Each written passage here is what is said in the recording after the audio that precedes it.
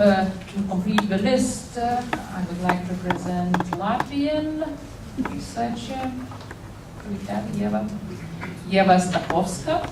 Let me introduce her. She's working in Riga at the Latvian Center for Contemporary Art. She's a very active researcher and also exhibition curator, and her interests are into socialism and post-socialist art and its representation she has made in exhibitions and books. And today Ieva will present us a paper about Latvian visionary art in the 60s and 70s. Good morning. So yeah, the title of my talk today is Visionary Worlds of the Cold War, and it is based mainly on my research and also exhibitions that I've been involved as a curator. Art of the socialist period, at least here in Latvia, is still the territory where researchers both from art history and contemporary fields don't linger too often. Partly it's due to traumatic experience of this time and its break for those who lived in it, but also due to ambiguity of this period and methodological difficulties, and of course also other issues. Still, the research and questing this art is essential to understand the genesis of contemporary art, particularly the complexity of the modernism and its development in Eastern Europe. This complexity, of course, concerns also geopolitical circumstances, which had strong impact both to art, language, and relations between art and reality. Period after the Second World War and decades following it is associated with the context of the Cold War and its division of the world in two oppositional camps, where on the east side of the Iron Curtain ruled the ideology of socialism, and on its west side, ideology of capitalism. Manifestation of modernization and superiority of each side essentially involved also technologies. And in this competition, significant role had also art, design and architecture, which in dialogue with technologies had to become the agents of the announced progress. In this race, also futuristic visionary notions were involved. In both sides they preached these similar visions. In the Soviet project, these were based on communism as the utmost aim, and in the West, visions were grounded in ideas about the total welfare and consumerist desires. Later, together with these progress-embodied images, appeared also visions of the breakdown of the modernity due to Cold War politics. This polarity of the visions of dreamworks and catastrophe structured Cold War modernity, as writes British art scholars David Crowley and Jane Powell. Visionarism in art, both in West and Eastern Bloc, including Soviet Union, was vividly manifested through experimental art, design and architecture projects, as well as kinetic art, coming up with proposals alienated from the pragmatic reality, where fantasy was linked with engineering and theories of cybernetics. Often these were also multimedia and environmental works, as projects about new type of space, not only in physical but also in context of new consciousness.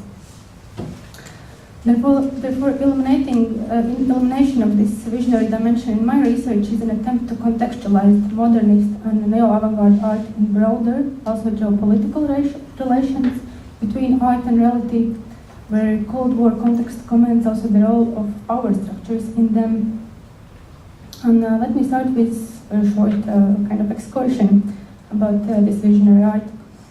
In the Cold War era, art synthesis with science and technologies was brought in exhibition halls through light and colors and motor-driven works, often in form of kinetic art. It spread around on global scale and was greeted both as radical and experimental form of art. Almost all of these works, presenting physical or virtual movement, were abstract and non-representational. It was more popular in Europe. Its first and seminal exhibition, Le Mouvement, took place in 1955 at the Galerie Denise René in Paris, combining works by historical and contemporary artists. Participant of the exhibition, Victor Mazzabelli, in his manifesto in the catalogue, represented the mood of this art, enthusiasm of the promises of the technologies, and the rhetorics of the Riga avant-garde. This art included sophisticated grasp of physics and engineering, and allusions to the fourth dimension served as a code to the problems of time. Kineticist or space-age artists commented the San Francisco-based artist Fletcher Benton as kinetic art was bringing also allusions to science fiction. However, in retrospective, this art is regarded also with more reserved attitude due to its uncritical enthusiasm to the technological progress, machining forms and the potential of science in spite of the global problems appearing together with this progress, like nuclear danger, war disasters, pollution, and so on.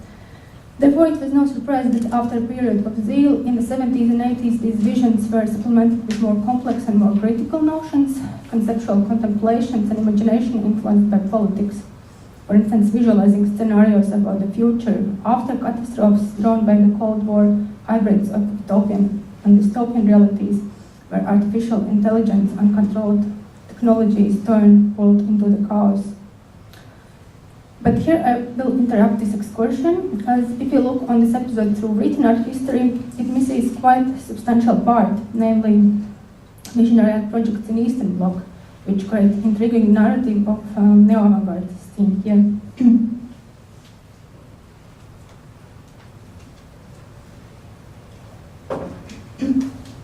And here earlier mentioned difficulties arise, namely classical problem of traditional perspective of art history, the peripheral position of Eastern Europe towards the dominant Western cultural position. Eastern European researchers refer to rupture of art history as discipline division into Western and other, among them also Eastern European art histories, or into the center and the peripheries. Third, Western perspective actually is lack of knowledge about Eastern Europe, and Eastern European perspective is local towards art, using the split between official and non-official as art scenes as its dominating methodology. However, more and more attempts to avoid this dichotomous views appear as, and they essentially refer also to what I call here visionary art. These questions are in the center of attention of many researchers who have arousing them through seeking for new approaches. Like Polish art historian Piotr Piotrowski suggests to replace the usual art history geography perception, so-called universal perspective, on hierarchical model created by opposition between the center and periphery. He proposes to reconsider the question about relations between East and West using the concept of critical art geography, which reveals the power dynamics. If traditional art geography is static, then critical geography formulates interpretive models which are based not only on relations between different places in the world map, but also between different interests and perceptions, and reveal dissimilarities between various locations. From such perspective, we can see, for instance, that stylistically similar art languages can have dissimilar meanings, which concerns Western and East European art. In Eastern Europe, one could observe that avant-garde models could synergetically combine seemingly incompatible movements or tendencies, which often created unusual results. The strategy of critical geography also helps to analyze such questions, how artistic freedom could go hand in hand with adjustment with the system. And several neo-avant-garde practices, including visionary art, manage this extremely well. So from this interlude about methodological issues, I come back to the art, this time in Eastern Bloc. Cultural and art life in it, the same as everything else, was disparted from Western world and was strictly controlled by the political reality. Communist or socialist systems in different European countries had, of course, different characters, and as different but also neo-avant-garde experiences, forms, and trends. These different strategies of socialist regimes still corresponded with two aspects. First was impossibility of the open critique towards the system, and the second, still rather a flexible attitude towards modern art, so long as it remained politically neutral. Slowly changing political and cultural environment during the 60s in the socialist countries also legitimized interest about avant-garde legacy, particularly constructivism, which was deleted from the art scene during the Stalinist period. Now it turned out to be a broad field of references for various neo-avant-garde practices, and was re-echoed in generic drive to explore new horizons in art and life. This concerns the issue of tradition as a relevant element in transformation of art language. Also, the new tendencies often go hand in hand with tradition. These dynamics brightly appeared in various visionary type works, which, notwithstanding to the experimental nature, enjoyed remarkable freedom. These experimental works contained several layers of tradition, namely avant-garde tradition of the local and regional art, sometimes also tradition of design and architecture, Soviet constructivist tradition, and also Western art experience. However, they did not necessarily continue the original ideas of these traditions. For instance, the utopian rhetorics of constructivism, or its vision of a new brave world, was often turned into a strategy how to provide resistance against political instrumentalization or suppression of art.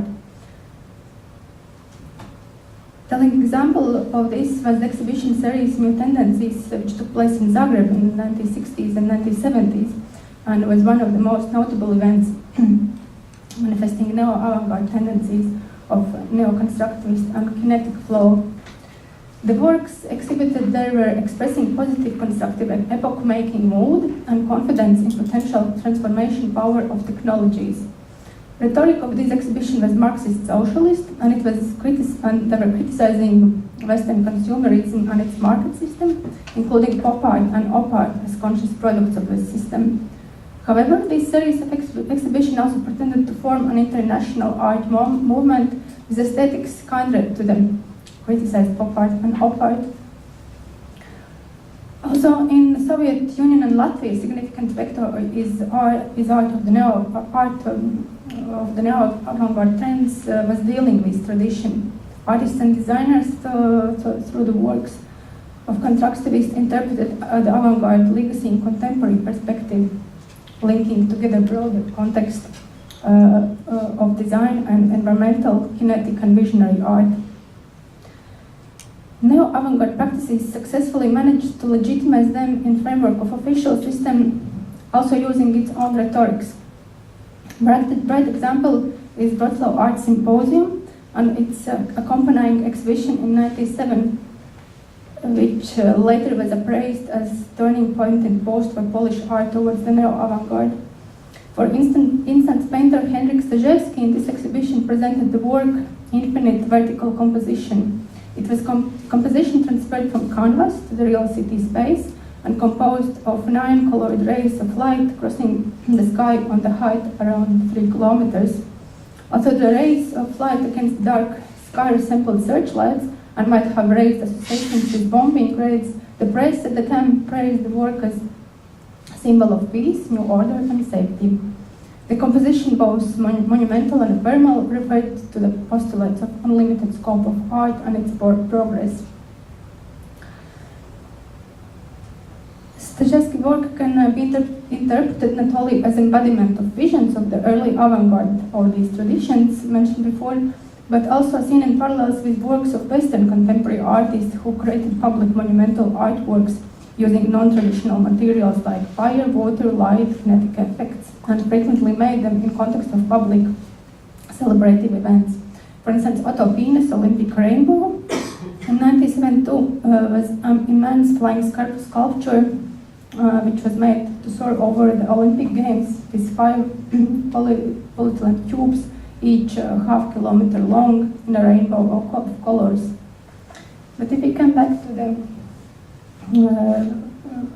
Henrik work on Wrocław Symposium, it's essential to note that Wrocław Symposium was organized to mark the 25th anniversary of the end of the Second World War on the Victory Day of 9th of May.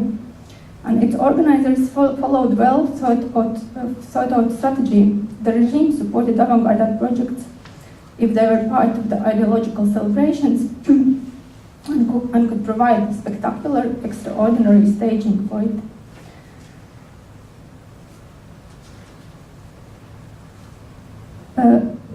Also in other countries of Eastern Europe around this time, similar exhibitions took place marking analogous breaches. For instance, in Latvia, the most early and important exhibition of the new tendencies was titled Celebrations, and it was devoted to the 50th anniversary of the Soviet Union. So the title, open to interpretations and formal alignment with the official celebration, made it possible to present a broad range of works that was not typically Soviet. It also paved the way for the hybrid and synthesized art processes of the 70s. All these examples correspond with the phenomena which was rather characteristic to Eastern Europe. To use ideology for own purposes was quite common practice. Although, as concludes Piotr Piotrowski, the winner anyway was the ideological state, since the use of ideology signified obedience and demonstrated the existence of the common interest between artists and state. Still, in Russia and Latvia, ideological pressure in art was stronger than in countries like Poland and Yugoslavia. And concerning stylistic regulations, for instance, abstraction in fine arts was not permitted, neither in Russia nor Latvia. Although visionary art radically differed from the state-proponed art, it found legitimate way how to be incorporated in the official system. Sometimes it was not only skillfully integrated ideological rhetorics, like examples mentioned previously, but the authors also truly shared the enthusiasm of utopia of the future of the Soviet ideas and were inspired by space age, technologies, ambition of social change, and believe that with the means of design and architecture, a new environment will be built. These works often included duality, which resulted from the abstraction still being technological and scientific and echoing ambitions of the Soviet engineering. For instance, the leader of Движение, the most known Soviet kinetic art group, Lev Nusberg, had grand ideas about building a social utopia using kinetic art. Or another member of the Движение group,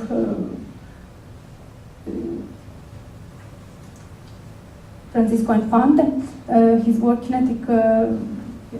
kinetic work Galaxy was an interactive and monumental sculpture whose moving forms were accompanied by music and changing light. It was made in context of the exhibition of scientific creative works of use, and critics interpreted it as an expression of utopian faith in the communist project. However, authorities judged that the artist has gone too far in his enthusiasm for the abstract beauty of geometry and required to dismantle the artwork. There were also more complex strategies how this art was created or displayed. For instance, in Russia, these works often appeared not in the museums but in scientific institutes, which also provided substantial material and monetary support and prestige which was invested in science. Particularly crucial, it turned out at the moments when such art practices faced the rejections in the official scene. It happened when it appeared that the works turned out to be too abstract, as in case of Infante's Galaxy. In the research institutes, the experimental activities continued and were supported. Kinetic interior could function both as installation and as a background for futurological state program. In Latvia, neo-avant-garde and experimental practices were legalized in the official art system through design zone. In institutional sense, these works really very closely attached to the field of design, as most of the authors of these projects were educated as designers, and their works earned visibility at exhibitions of design, and also ideologically they considered this projected belief in design as a progressive art form which combines beauty with functionalism.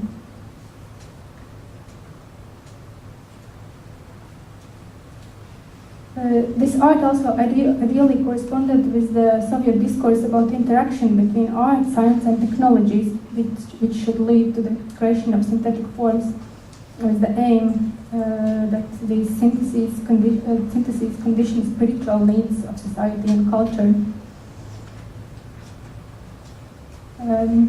Technological context highlights also several tendencies in this art. One was associated with technocratic experiments, which can be exemplified with the early works by Vyacheslav Kolyachuk, another member of the Движение group. For instance, his project Atom at 1976 was a massive rotating 12-meter high sphere representing essentially new understanding and forms of techno-utopia. I'm only interested in technologies as a creation of the world where there is no room for human emotions and feelings, what Kolyachuk commented himself. This other tendency, which can be highlighted through the context of technologies, was synthetic, often meditative works through which to explore the mysterious spiritual nature of art. For instance, Latvian artist Artūrs Riņķis' kinetic paintings were such experiments between interaction of light, form, color, and music, creating abstract images and subjective associations corresponding to emotional, psycho-relaxational states. Also in Latvia, visionary ideas in art contained interaction between local, regional, and older or newer Western art context, in combination with rather autonomous spirit, fusing poetic expression and metaphors with rather conceptual and theoretically based approach. Poetical expression and metaphors reflected the principles which dominated in the art in this region. Also the fact that the apolitical character in fact was directly based in political and ideological context. They used non-realistic, sometimes science fiction inspired imagination, which also echoed the visions associated with the Cold War, but the meaning often was much more subjective.